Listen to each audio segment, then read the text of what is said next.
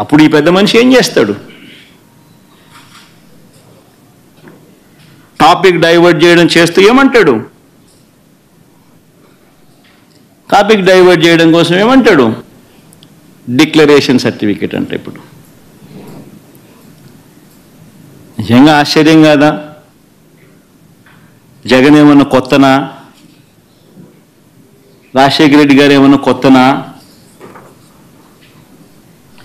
నా మతం ఏమిటని తెలీదా ఎవరికైనా ఆంధ్ర రాష్ట్రంలో కానీ దేశంలో కానీ? నా కులం ఏమిటి అని చెప్పి ఎవరికి తెలీదా రాష్ట్రంలో కానీ దేశంలో కానీ? రాజశేఖర రెడ్డి గారు 5 సంవత్సరాలు ముఖ్యమంత్రిగా ప్రతి సంవత్సరం బ్రహ్మోత్సవాలకు వస్త్రాలు నాన్నగారే సమర్పించారు. నాన్నగారు కొడుకునే కదా నేను కూడా తిరుపతికి ఎన్నోసార్లు పోయా కదా ఇంతకు ముందు కూడా, ముఖ్యమంత్రి కాకమునుపు. అంతెందుకు నా పాదయాత్ర మొదలెట్టేటప్పుడు వెంకటేశ్వర స్వామి ఆశీస్సులు తీసుకుని మొదలెట్టా. నా పాదయాత్ర అయిపోయిన తర్వాత నేరుగా తిరుపతికి వెళ్ళి కాలినడకన కొండెక్కా.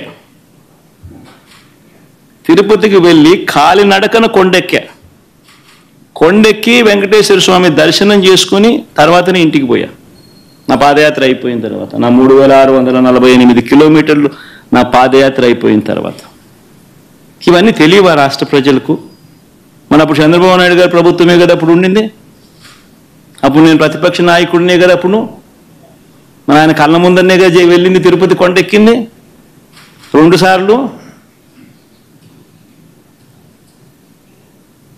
మళ్ళీ దాని తర్వాత నేను ముఖ్యమంత్రి అయినా. 5 సంవత్సరాలు తిరుపతి బ్రహ్మోత్సవాలకు దగ్గరుండి వస్త్రాలు నేనే సమర్పించా. వస్త్రాలను నెత్తిన పెట్టుకుని మోసుకుంటూ వెళ్ళి వెంకటేశ్వర స్వామి మీద భక్తి శ్రద్ధలు చూపిస్తూ వెంకటేశ్వర స్వామికి బట్టలు సమర్పించడం జరిగింది. నేను అడుగుతా ఉన్నా, ఫస్ట్ టైం ఎవడన్నా పోతా ఉన్నప్పుడు నువ్వేదో ఇట్లా మాటలు మాట్లాడినా అర్థం ఉంది. 10 సార్లు 11 సార్లు పోయిన తర్వాత ఈరోజు నేను తిరుమల తిరుపతి దేవస్థానానికి నేను పోతానంటే నేను అడ్డుకుంటూ ఈ మాదిరిగా నువ్వు నోటీసులు ఇస్తూ ఈ మాదిరిగా తిరుమల తిరుపతి దేవస్థానానికి నేను పోకూడదు అని చెప్పి ఈ మాదిరిగా నోటీసులు ఇస్తూ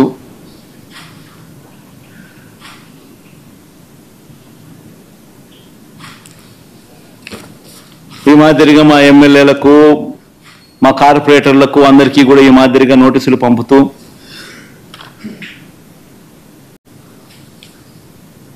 నేను అడుగుతా ఉన్నా, ఒక రాష్ట్ర ముఖ్యమంత్రిగా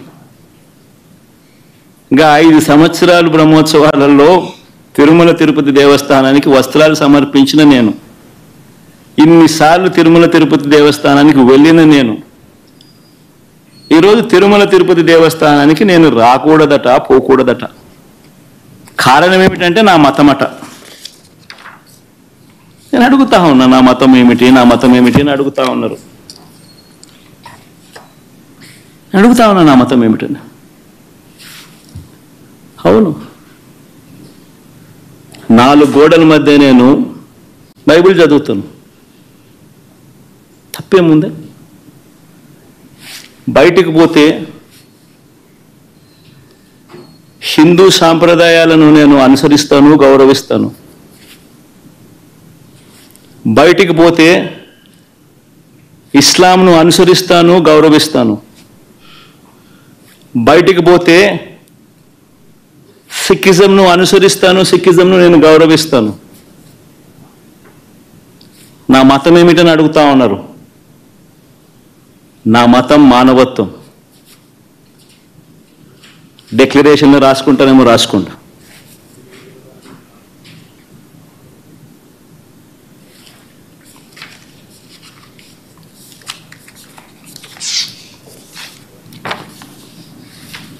భారతదేశం కాన్స్టిట్యూషన్ నేను ఒకసారి చదువుతా.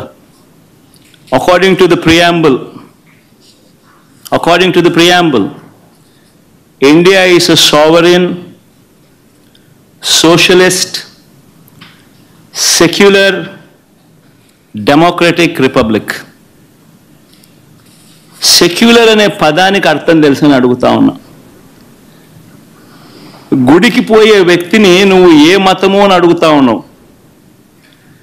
ఏ మతము అని చెప్పకపోతే గుడిలోకి ఎంటర్ కాకూడదు అని అంటా ఉన్నావు.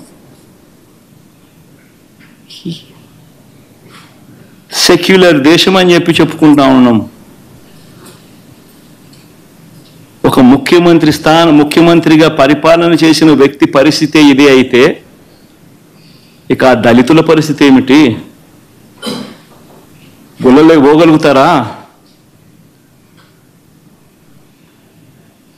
పోయే పరిస్థితి ఉందా? పోనిస్తారా? రానిస్తారా? ఏం చేస్తా ఉండు? నిజంగా రాజకీయాల్లో మతం పేరుతో రాజకీయాలు చేయడం ఎంత దౌర్భాగ్యమో. నేను ఇదే బీజేపీ పార్టీని కూడా అడుగుతా ఉన్నా. బీజేపీ పార్టీ గొప్పగా చెప్పుకుంటుంది హిందూయిజానికి మేమే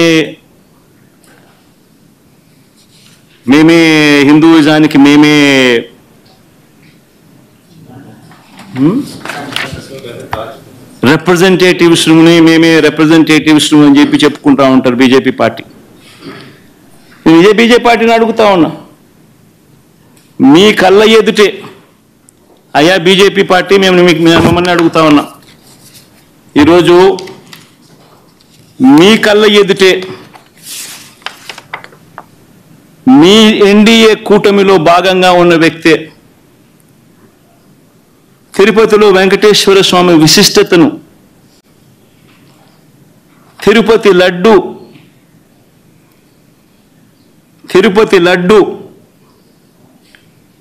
పేరు ప్రఖ్యాతలను, వెంకటేశ్వర స్వామి వైభవాన్ని దగ్గరుండి అబద్ధాలు చెబుతూ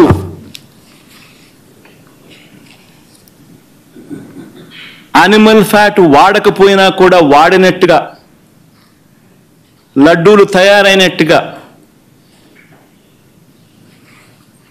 ఇన్ని ఆధారాలతో సహా రుజువవుతా ఉన్నా కూడా అబద్ధాలతో దుష్ప్రచారం చేసి తిరుమల తిరుపతి వెంకటేశ్వర స్వామిని అపవిత్రం చేసిన ఈ చంద్రబాబు నాయుడు గారిని ఎందుకు మీరు మందలించలేకపోతా ఉన్నారు? ఎందుకు మీరు వెనకేసుకొని వస్తా ఉన్నారు? హిందూయిజంకు మీరే టార్చ్ బేరర్స్ అని చెప్పుకుంటారు. అంటే మీ వాళ్ళు ఏం చేసినా కానీ పర్వాలే,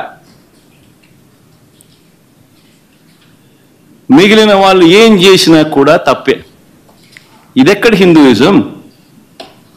ఆలోచన చేయమని అడుగుతా ఉన్నా. ఈ సో కాల్డ్ హిందూయిజానికి టార్చ్ బేరర్స్గా చెప్పుకుంటా ఉన్న వీళ్ళందరినీ కూడా ఆలోచన చేయమని అడుగుతా ఉన్నా. నిజంగా హిందూయిజం అంటే ఏమిటి అని అంటే మానవత్వం చూపేదే హిందూయిజం.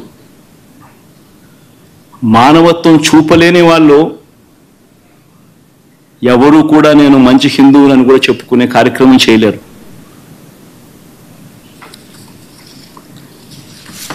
నేను అడుగుతా ఉన్నా, ఇప్పుడు ఈరోజు చంద్రబాబు నాయుడే తప్పు చేస్తాడు, చంద్రబాబు నాయుడే సిట్టు వేస్తాడు. ఇది ఎక్కడ ధర్మమో నాకు అర్థం కావడంలో. ఆయన చెప్పు చేతుల్లో ఉన్న అధికారులతో సిట్ అంటాడు. నేను చెప్పినటువన్నీ కూడా నీకు ఆధారాలతో సహా చూపించా. వాళ్ళ ఈఓ ఐఏఎస్ ఆఫీసర్ వాళ్ళ నియామకం చేసిన ఈఓ అన్న మాటలు, జరిగిన వాస్తవాలు ఏమిటి అని చెప్పి కళ్ళకు కనిపించే విధంగా చెప్పడం జరిగింది. మరి ఇన్ని తప్పులు చేస్తా ఉన్నా కూడా హిందూ ధర్మం మీద ఈ మాదిరిగా దుష్ప్రచారాలు చేస్తూ రాజకీయాల కోసం హిందూ ధర్మాన్ని వాడుకునే కుతంత్రాలు చేస్తూ ఈ మాదిరిగా రాజకీయాలు చేయడం కరెక్టేనా?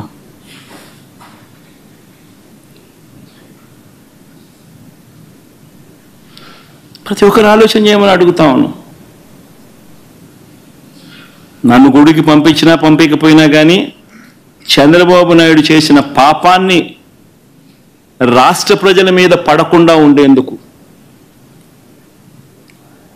వైఎస్ఆర్సీపీని ప్రేమించే ప్రతి అభిమానికి చెప్తా ఉన్నా, రాష్ట్రం మీద అభిమానం ఉన్న ప్రతి ఒక్కరికి కూడా చెప్తా ఉన్నా, మీ నియోజకవర్గాలలో, మీ ప్రాంతాల్లో, మీ గ్రామాలలో మీరు అక్కడి గుళ్ళల్లోకి వెళ్ళి మీరు పూజలు చేయండి, దేవుణ్ణి అడగండి, దేవుణ్ణి ముక్కండి. చంద్రబాబు నాయుడు తప్పు చేశాడు, మేము కాదు తప్పు చేసింది.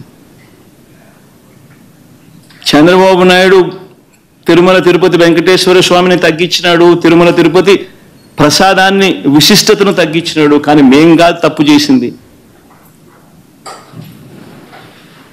ఆ దేవుని కోపం ఏదైనా ఉంటే అది చంద్రబాబు నాయుడు వరకే పరిమితం కావాలి తప్ప రాష్ట్రం మీదకి రాకుండా పూజలు చేయమని చెప్పి ప్రతి ఒక్కరిని కూడా కోరుతా ఉన్నా.